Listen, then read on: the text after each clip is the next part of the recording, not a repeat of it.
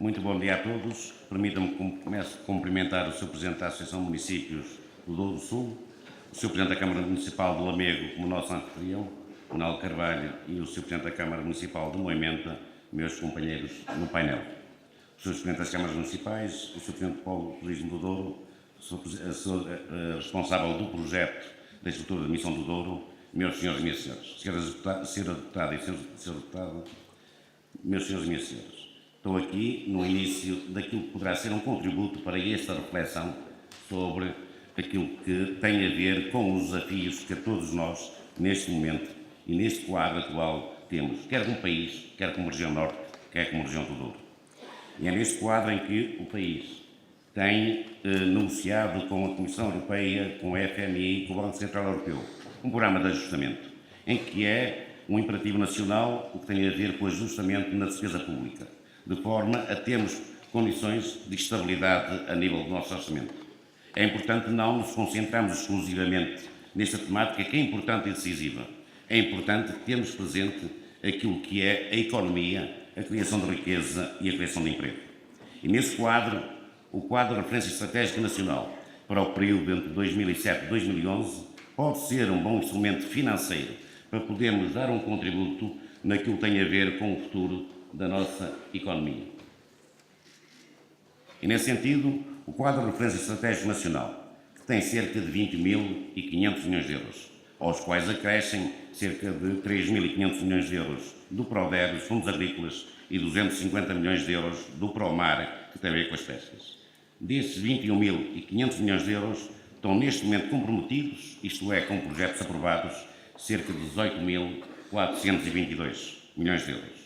Cerca de 90% do quadro está comprometido, embora a execução, infelizmente, neste momento, tem indicadores mais modestos da ordem dos 33%, fruto daquilo que tem sido uma dificuldade de todas as entidades promotoras, quer públicas, quer privadas, de assegurarem a contrapartida nacional, para além, também, a exigência dos procedimentos, a complexidade no acesso e da execução financeira, ser também contributos que têm penalizado aquilo que era uma perspectiva essencial de canalizarmos para o nosso território e para a economia estas verbas, que, tendo alguma dimensão financeira, não atingindo a plenitude daquilo que eram as nossas necessidades, mas pode ser um bom contributo para a valorização do território, para a qualificação ambiental, para o apoio às empresas e às atividades económicas, assim como para a qualificação dos nossos equipamentos de proximidade. Desses 21.500 milhões de euros, cerca de 70% são geridos em 3 POs temáticos que estão gestão centralizada em Lisboa. E temos os restantes que são geridos a nível do território em cada um dos programas operacionais regionais. No Norte, o nosso programa operacional são cerca de 2.711 milhões de fundos, que correspondem a cerca de 12% do global do quadro comunitário de apoio. Vendo neste momento, em relação ao Fundo Comunitário aprovado, a distribuição entre cada uma das regiões, temos a percepção que o Norte absorveu até agora cerca de 38%. Mas se tivermos presente aquilo que é o valor per capita por cada cidadão, temos que a região Norte são cerca de 1.720 euros por habitante, enquanto outras regiões do país têm uma captação superior. A região Norte, infelizmente, estamos como região de coesão e convergência. Estamos muito abaixo dos 75% da média do PIB comunitário. E, nesse sentido, temos aqui algum diferencial em relação a outras regiões que tem muito a ver com a não ventilação dos piores temáticos nacionais, afetando os envelopes à região e, nesse sentido, poderem estar a contribuir para alguma falta de equidade na distribuição no território ou alguma proporcionalidade em relação àquilo que é as verbas programadas e as suas necessidades. Se temos presente um dos programas operacionais temáticos que tem a ver com a qualificação dos recursos humanos, que é o Programa Operacional Potencial Humano, que permitiu a certificação de competências. A nível nacional, durante estes 4 anos, foram qualificados ou certificados 2,5 milhões de pessoas, a nível nacional. Na região Norte, temos uma distribuição do Programa Operacional Potencial Humano que dá no Douro, por cada habitante, cerca de 1.556 euros por habitante. Importa referir que estamos ainda na expectativa de vermos os resultados desta qualificação dos recursos humanos e o seu aproveitamento na economia nos resultados desta capacitação a nível dos recursos humanos, tendo presente, eventualmente, a necessidade de respondermos aos novos desafios, quer na economia, quer na sociedade, em que certamente a qualificação dos nossos recursos humanos era fundamental, a certificação poderá ficar muito aquém daquilo que tinha a ver com o aumento da produtividade e o ajustamento das aptidões profissionais com os desafios e exigências da economia. No programa operacional temáticos temos esta distribuição por cada um dos programas.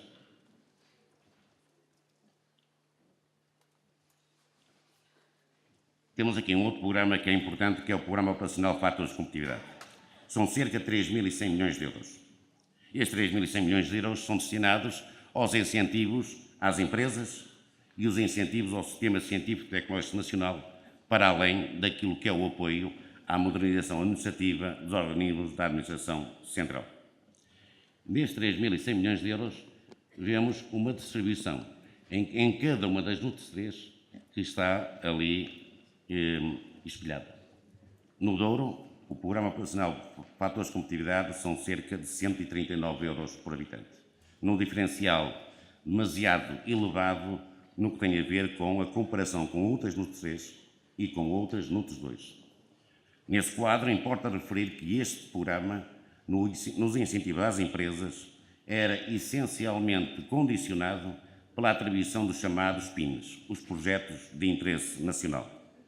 Era uma decisão sempre tomada a nível central pelo poder político e com o apoio da AICEP, que, embora tendo sede no Porto, funciona em Lisboa. Importa referir que desde 2006 até 2010, no quadro do anterior ciclo político, em que foram financiados e aprovados um conjunto de projetos de interesse nacional, a região Norte tem neste momento em execução, no quadro global do investimento enquadrado nos PINs, a região Norte tem 3,9% dos investimentos PIN a nível nacional. A região do Douro, infelizmente, apesar de ser um polo de turismo de excelência, naquilo que não é uma aposta política, não tem nenhum projeto PIN aprovado. E é nesse sentido, com este conjunto de condicionantes no acesso a este tipo de programas, que eventualmente se espelha alguma falta de equidade e uma correspondência naquilo que era apostas estratégicas no quadro político e da matriz estratégica de desenvolvimento sustentável de coesão territorial, que eventualmente cria alguma discrepância. No Programa Operacional de Ordenação do Território, que tem muito a ver quer com a rede viária, quer com o ciclo urbano da água, quer com a qualificação ambiental, para além da aposta, quer nos equipamentos esportivos, centros de alto rendimento e grandes equipamentos esportivos. E nas escolas secundárias temos uma distribuição em que o Norte, neste momento, tem 25% do Programa Operacional de Valorização do Território. Importa referir que este Programa Operacional de Valorização do Território engloba todas as regiões do país, quer as de coesão, quer as regiões que estão em phasing out ou no patamar da competitividade. No Douro, são cerca de 282 euros por habitante que está nos projetos aprovados. O Programa Operacional da Região Norte, gerido na região e no qual eu sou gestor, depois de uma eleição de todos os seus presidentes das câmaras municipais, e que ao longo destes 4 anos temos feito uma caminhada em conjunto no sentido de que, no quadro de princípios de seletividade, de rigor, de exigência, mas também de qualidade de investimento, assumindo a responsabilidade do escrutínio público daqueles projetos que foram aprovados numa parceria com os municípios, mas também com o Sistema Científico e Tecnológico Nacional, com as empresas e com as outras entidades públicas e privadas da região, temos neste momento aprovado cerca de 2.257 milhões de euros, o que corresponde a mais de 80% do nosso Programa Operacional Regional. E nessa distribuição dentro da região, temos aqui aquilo que é uma evidência da aposta da região Norte no Douro. O Douro é a NUT 3, em que tem por habitante o valor mais elevado, atingindo cerca de 1.136 euros por habitante, naquilo que foi uma aposta estratégica da região no apoio ao desenvolvimento desta NUT 3. Importa referir que do montante global de fundo aplicado no Douro, que atinge cerca de 206 milhões de euros, 75% é investimento público, essencialmente municípios, e 25% é investimento privado. Este é um indicador que revela a fragilidade do tecido empresarial e a dificuldade de alavancarmos um crescimento e fatores de competitividade para as nossas empresas e para o nosso tecido empresarial naquilo que eventualmente deve ser uma aposta estratégica de cooperação no desenvolvimento e no aproveitamento dos recursos endógenos e do potencial deste território. E é nesse sentido que se pode tirar um conjunto de conclusões neste quadro daquilo que tem sido esta aposta e esta gestão. Mas como não queria circunscrevermos ao Crânio, mas pensar na região e neste território, e tendo presente que a região norte, neste momento, se o país está preocupado com a despesa pública e com o controle e com o déficit de Estado, devemos estar também preocupados com a nossa balança comercial. Devemos apostar na exportação, no sentido de conseguirmos aqui identificar e arranjar mercados para as nossas empresas, mas também transferir riqueza para o país. E nesse sentido, em 2010, a balança comercial da região norte foi excedentária em 2.500 milhões de euros.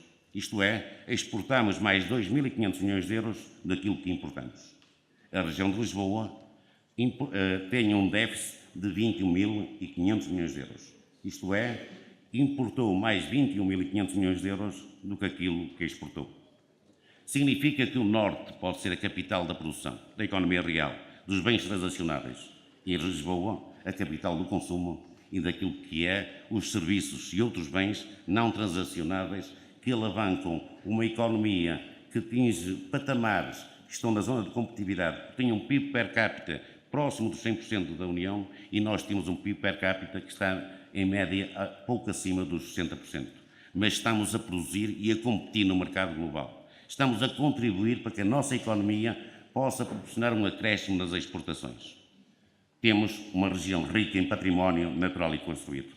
Somos uma região que tem recursos, potencial, quer no setor primário, quer na indústria transformadora.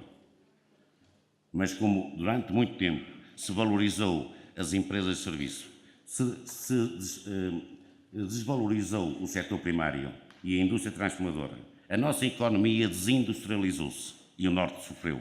Sofreu porque foi ao âmago da sua economia aquilo que eventualmente tinha a ver com a abordagem das políticas públicas que não privilegiaram aquilo que era o potencial que o Norte encerrava. Mas o Norte é também uma região que pretende apostar na ciência e tecnologia e no saber. E é nesse sentido que no Programa Operacional Regional, nomeadamente em Trás-os-Montes e no Douro, financiamos um parque de ciência e tecnologia com um polo em Vila Real e um outro em Bragança, no sentido de conseguirmos uma plataforma de proximidade que possa apoiar a nossa indústria agroalimentar, nomeadamente os vinhos, e dos outros setores agroalimentares, mas também apostar no ambiente. Naquilo que tem a ver com uma rede de equipamentos científicos e tecnológicos de proximidade que promova a coesão territorial e os fatores de competitividade dentro do território.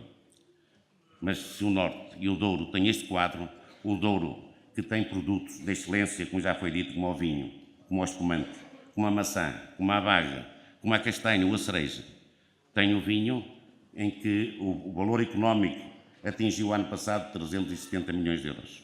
É uma queda nos últimos 10 anos a preços correntes de cerca de 12%. Tendo presente a inflação, a queda nos últimos 10 anos foram de 22%. E, nesse sentido, é aquilo que tem a ver com a dimensão do produto criado, a sua valorização, aquilo que é o rendimento que no território se pode criar, que importa aqui discutir quer o modelo de governação, quer o modelo de negócio, quer a sustentabilidade no território. Porque no vinho são cerca de 45 mil hectares que temos, são cerca de 33 mil produtores. Temos os vinhos da excelência, que é o vinho do Porto, quer o DOC. Temos a maçã, que é desde a denominação de origem protegida do Bravo dos Mouros à IGP da maçã de Terras Altas. Temos a baga, que tem uma produção de cerca de 2.500 toneladas, em que os municípios aqui, com um papel preponderante, alavancaram uma solução empresarial que neste momento penso que comercializa 50% desse volume, cerca de 1.200 toneladas de baga, em que é essencialmente para a exportação, principalmente para a Alemanha e uma parte para a Holanda. E por isso temos aqui um potencial que permitiria ter a expectativa que o Douro, para além do turismo, para além da paisagem, do ambiente, da gastronomia, do seu património, tinha riqueza económica para gerir. Só que temos uma pulverização a nível administrativo. Temos o Estado, que tem aqui, na região do Douro, mais de 15 entidades, direta ou indiretamente financiadas do Orçamento de Estado.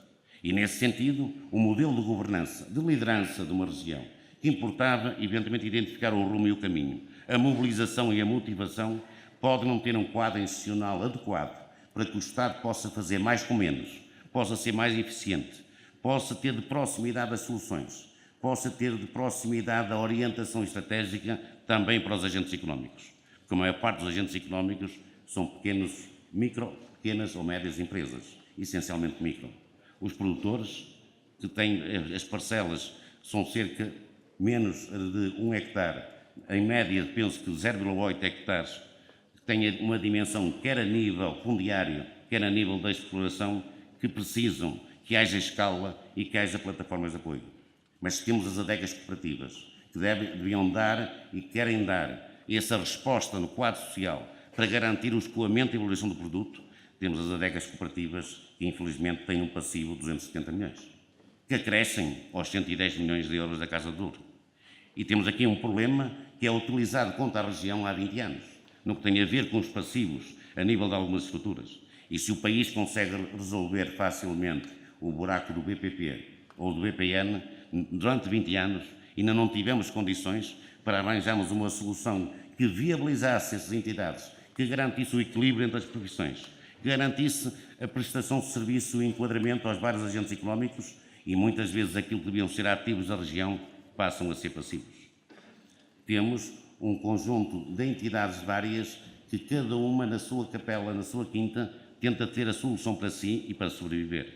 E nesse sentido era fundamental a cooperação a nível empresarial e institucional, naquilo que tem a ver com uma rede de cooperação que não permitisse este esfrangalhamento institucional, esta fragmentação do tecido empresarial e esta dificuldade de podermos ter uma perspectiva de uma eficiente utilização deste nosso potencial.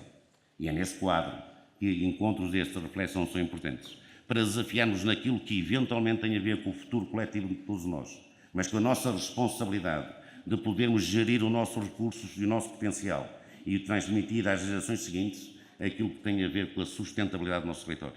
Para mim preocupa-me que numa região como esta, que está a desertificar, a perder ativos, a envelhecer, se gaste 1.550 euros por habitante na certificação profissional sem termos qualquer resultado. Porque os 1.200 euros por habitante que gastamos no PO regional, temos as várias escolas secundárias na requalificação da rede. Temos a regeneração urbana que permite a qualificação das cidades, quer no espaço público, quer no equipamento, quer novas atividades. Temos um conjunto de investimentos que estão evidentes e que, na minha perspectiva, podem criar impacto na qualificação do território, na coesão territorial, mas também na dinamização económica. Preocupa muitas vezes que tenhamos indicadores contabilísticos virtuais em que no terreno não se encontre o resultado desta situação.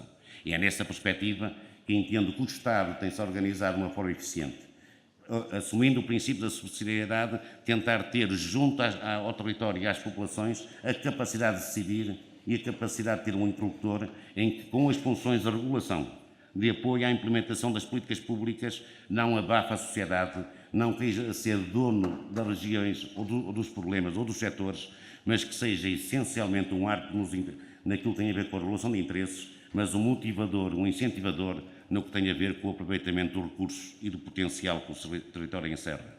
E, nesse sentido, aquilo que tem a ver com algum risco de concentração a nível da capital do país, de algumas funções do Estado, e que, tendo presente que em tempo de guerra como em tempo de crise, qualquer líder quer ter junto a si todo o que tem a ver com os instrumentos de poder.